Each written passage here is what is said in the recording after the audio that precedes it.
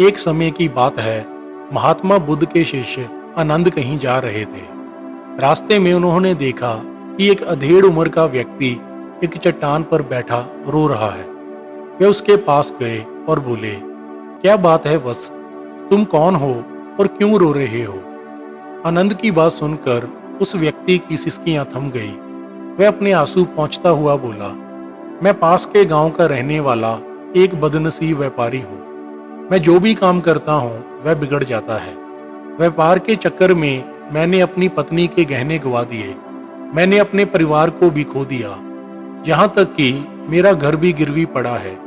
मुझे तो लगता है मैं किसी काम का नहीं हूँ, मेरी किस्मत ही खराब है। उसकी बातें सुनकर आनंद बोले, तुमसे किसने कहा कि तुम्हारी किस्मत खराब है? जरा मैं भी तो जानूं कि तुम्हारी किस्मत में क्या खराबी है। वह व्यक्ति बोला, पहले मैं खेती करता था, पर हर साल उसमें घाटा हो जाता। कभी सूखा पड़ जाता तो कभी ज्यादा बारिश के कारण फसल बर्बाद हो जाती। इससे परेशान होकर मैंने व्यापार करने का निर्णय लिया। मैंने पत्नी के गहने बेचकर अपना व्यापार शुरू किया, लेकिन मेरा व्यापार नहीं चला। शुरू में परिवार वालों ने मेरा साथ दिया, लेकिन जैसे जैसे मुझे नुकसान होने लगा, मेरे परिवार वाले भी मुझसे दूर हो गए। मैं यह सब उनके लिए ही कर रहा था, लेकिन अब वह लोग मुझे देखकर नजरें फेर लेते हैं और मुझे ही मेरे परिवार की दुर्दशा का जिम्मेवार ठहराते हैं। उस व्यक्ति ने एक लंबी सांस ली और फिर बोला, मेरा एक मित्र है, उसने भी मेरे साथ अपना व्यापार शुरू किया था। उसका व्यापार अच्छा चल रहा है। वह जब भी मेरे घर आता है तो अपनी सफलताओं की कहानियां सुनाता है। उसकी बातें सुनकर मेरे घर वाले भी कहते हैं, उसे देख और कुछ सीख। हमें तो लगता है कि तेरे वश का कुछ भी नहीं है। उन लोगों की बातें सुनकर अब तो मुझे भी लगने लगा है कि शायद मेरे वश का कुछ भी नहीं है। अब तो मुझे अपने जीवन ही व्यर्थ लगने लगा है। मेरे मन में ख्याल आता है कि मैं अपना जीवन समाप्त कर लूं। मैं यहाँ आया भी इसी इरादे से था, लेकिन हिम्मत ना जुटा पाया, इसीलिए यहाँ एकांत में बैठकर विरलाप कर रहा हूँ। उसकी बातें सुनने के बाद आनंद बोले, ओह, तो यह बात है। वैसे क्या तुम इसके अलावा और कुछ भी कहना चाहते हो? आनंद की बात सुनकर वह व्यक्ति फिर बोला, एक और मेरा हर काम खराब हो जाता है, दूसरी ओर मेरा मित्र है जो हर समय मुझे नीचा दिखाने का प्रयत्न करता रहता है। मुझे समझ में ही नहीं आता कि मैं क्या करूं। आनंद बोले, क्या तुम अपने मित्र की बातें सुनकर दुखी हो जाते हो? हाँ, मैं उसकी बातें सुनकर स्वयं दुखी हो जाता हूँ। आनंद ने फिर पूछा, तुम्हें किस बात का दुख होता है, अपने असफल होने का या फिर मित्र के सफल होने का? आनंद का यह प्रश्न सुनकर वह व्यक्ति एक पल के लिए सोच में पड़ गया। फिर वह बोला, हे महात्मा, अगर मैं सच कहूं तो मुझे अपने असफल होने का उतना दुख नहीं होता जितना कि मेरे मित्र के सफल होने का होता है। अर्थात यदि तुम्हारा मित्र असफल हो जाए तो तुम्हें खुशी होगी? आनंद ने फिर प्रश्न किया। वह व्यक्ति बोला, हाँ, मुझे बेहद खुशी होगी। इसका मतलब यह है कि तुम्हारी खुशी तुम्हारे मित्र पर निर्भर है। आनंद बोले, अगर वह चाहे तो तुम्हें खुश कर सकता है और अगर वो चाहे तो तुम्हें दुखी कर सकता है।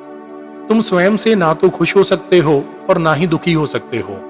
अर्थात तुम अपने मित्र के गुलाम हो गए हो, इसलिए तुम्हारा कुछ नहीं हो सकता। ऐसा ना कहे महात्मा, उस व्यक्ति ने हाथ जोड़कर कहा। आपकी बातें सुनकर मुझे कुछ आशा बंध रही है। आनंद फिर बोले, जब हम किसी से आशा बांध लेते हैं तो उसके ऊपर निर्भर हो जाते हैं। ऐसे में हमारी खुशी और दुख भी उसके ऊपर निर्भर करने लगता है। इससे बेहतर है कि तुम अपने आप से आशा बांधो। जब तुम ऐसा करोगे, साथ ही तुम पूरे जतन से काम करोगे, तो तुम्हें सफलता अवश्य प्राप्त होगी। आनंद ने एक पल के लिए उस व्यक्ति की ओर देखा और फिर अपनी बात आगे बढ़ाई। तुम्हें लगता है कि तुम्हारा मित्र तुम्हें दुखी करने आता है, पर अगर विचार करो तो वह बातें तो सच्ची ही कहता है। वह अपने संघर्ष और अनुभव की बातें बताता है। तुम उन बातों से बहुत कुछ सीख सकते हो। तुम्हें इसके लिए उसका धन्यवाद करना चाहिए कि तुम्हें घर बैठे कुछ अनुभव मिल रहा है। तुम उन अनुभवों का लाभ उठाओ, नई शुरुआत करो, कर्म करते जाओ, हार मत मानो, एक दिन तुम्हें सफलता अवश्य मिलेगी।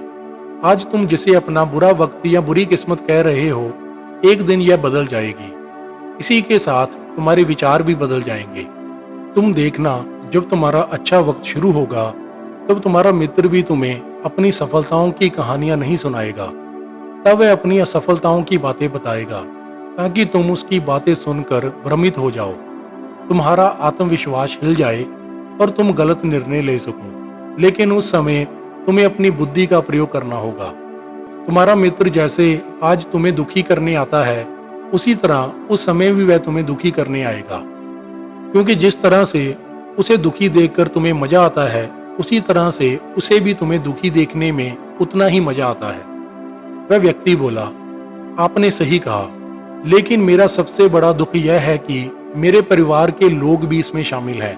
वास्तव में तो अपने परिवार के लिए अच्छा करना चाहता था, लेकिन वह लोग भी मेरी बात नहीं समझ पाते।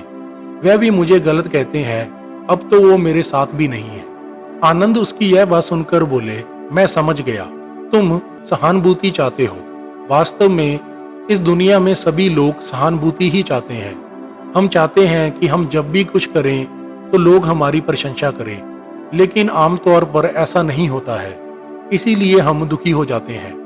हमें लगता है कि हमारे परिवार मित्र वाले सभी मतलबी हैं, लेकिन तुम अगर किसी को अपना परिवार मानते हो और उसके लिए कुछ करना भी चाहते हो, तो तुम्हें ऐसा क्यों लगता है कि तुम दूसरों के लिए कुछ कर रहे हो? वास्तव में तुम अपनी खुशी के लिए कर रहे हो। इसलिए परिवार के लिए कुछ करना वास्तव में अपने लिए ही करना होता है। लेकिन अगर ऐसा करते समय तुम्हें लगता है कि तुम दूसरों के लिए कर रहे हो, तो तुम दुखी रहोगे। और अगर तुम्हें लगता है कि तुम अपने लिए कर रहे हो, तो तुम खुश रहोगे। क्योंकि जब तुम अपने लिए कुछ अच्छा करते हो या करना चाहते हो, तब तुम्हें सहानुभूति की जरूरत नहीं पड़ती है। आनंद की बातें सुनकर उस व्यक्ति के चेहरे के भाव बदल गए। वह बोला, आप सही कह रहे हैं, मैं समझ गया हूँ। अब तक मेरी किस्मत खराब इसीलिए थी क्योंकि वह दूसरों के हाथों में थी। अब मैं अपनी किस्मत को अपने हाथ में रखूंगा। मैं फिर से प्रयत्न करूंगा, पूरे मन से काम करूंगा, और जब तक सफलता नहीं मिल जाती चैन से नहीं बैठूंगा।